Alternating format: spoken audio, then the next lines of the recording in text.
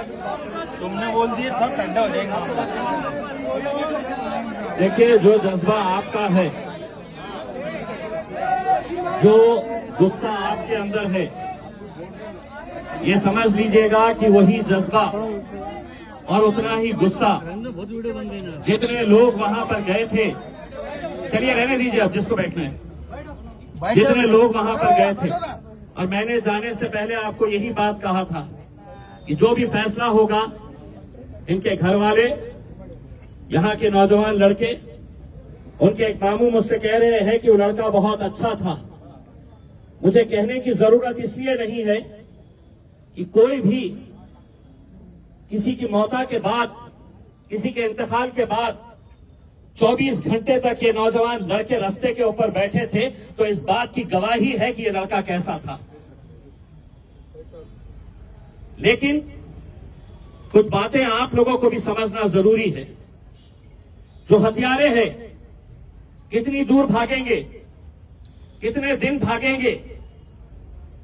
पूरे आरोपी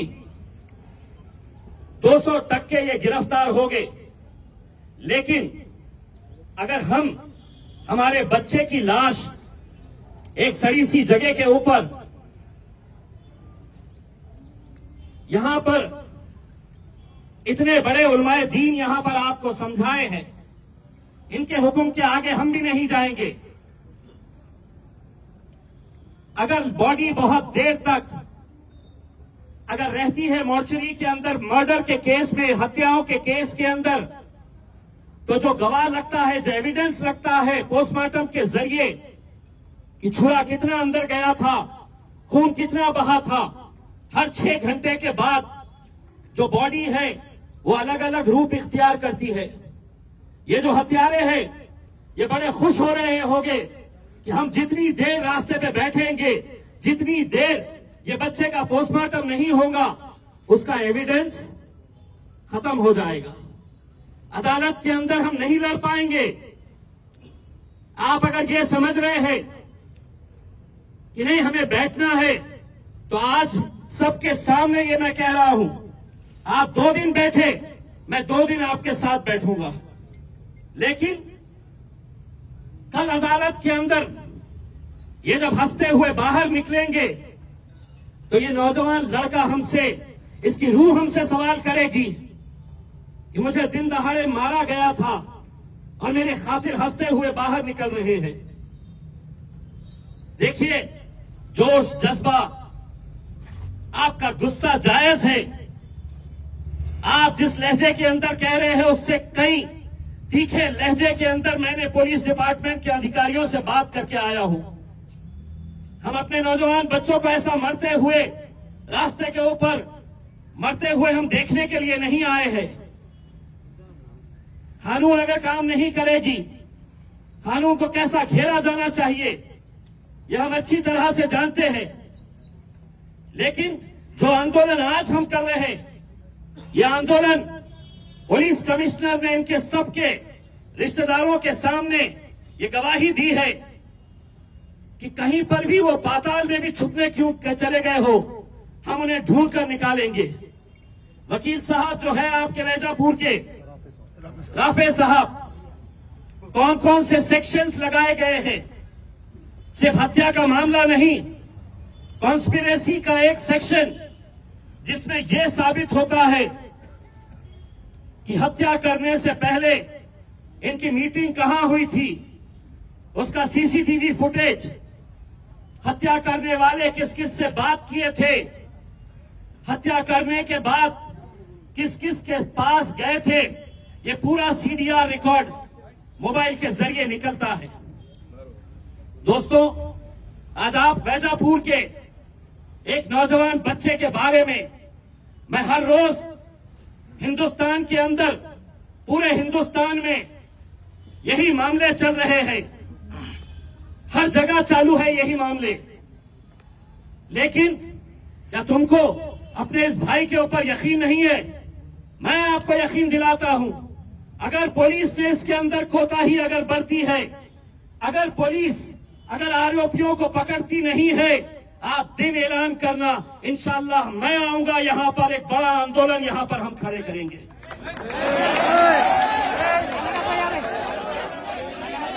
और इतना बड़ा आंदोलन हम खड़े करेंगे। लेकिन कहीं ऐसा ना हो जाए कि आज हमारे जोश के चक्कर में आज जो हमारा मासूम बच्चा आज इस मोर्चरी के अंदर पड़ा हुआ है, दीनी एतबार से मौलाना साहब ने आपको बताया, आपने सुना दीनी एतबार से क्या करना चाहिए करके। ऐसे हालात में मैं मेरी राय दे दिया हूं। जो भी फैसला है मैं समझता हूं, अगर हम अपने उलमाए दीन का फैसला नहीं मानेंगे तो कल बड़ा बहुत मुश्किल वक्त आने वाला है। आपकी राय, आपका मशवरा जो भी है, मैं आपको इतना यकीन दिलाता हूं, किसी हालत के अंदर ये हथियारों को हम छोड़ने वाले नहीं है। किसी हालत के अंदर हम जो भी इस हत्या को अंजाम दिए हैं, हम कतई नहीं छोड़ेंगे। आप लोग दुआ करिएगा इस बच्चे के लिए, उसकी मग़फ़िरत के लिए दुआ करिएगा।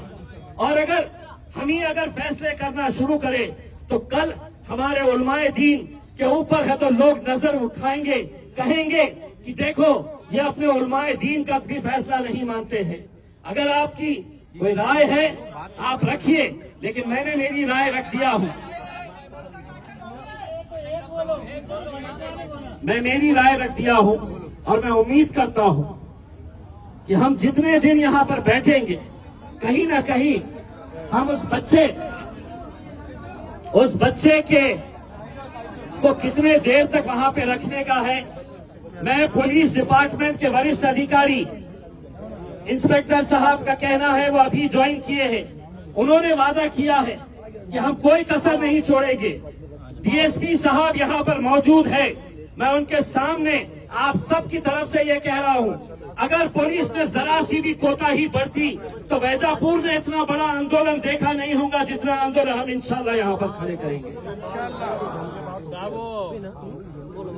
अपने ईदगाह पे मेरा ये है कि मैं दुनियावी एतबार से आपसे बात किया हूँ, दीनी एतबार से ऐसे हालात के अंदर क्या करना है मौलाना साहब ने बताए हैं आपको। अब आप लोग मेरे हिसाब से, हम किसी और का नहीं, हम हमारे उलमाए दीन नाजिम साहब जो फैसला करेंगे उसके ऊपर लब्बैक हम सबको कहना पड़ेगा। अगर हम अपने नाजिम साहब को भी नहीं मानेंगे तो मेरे हिसाब से आप कितने दिन यहाँ पर बैठेंगे।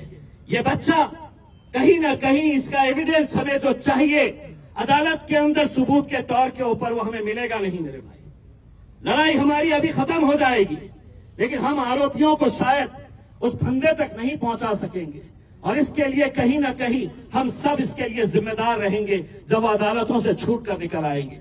आज हमारे साथ कोई नहीं खड़ा है, आज हुकूमत हमारी नहीं है, आज पुलिस हमारी नहीं है, आज प्रशासन हमारा नहीं है, लेकिन इसके बावजूद भी हम लड़ेंगे, हम मजबूती के साथ खड़े रहेंगे और इंशाल्लाह इस नौजवान बच्चे की हत्यारों को हम फांसी के फंदे तक जरूर पहुंचाने का काम।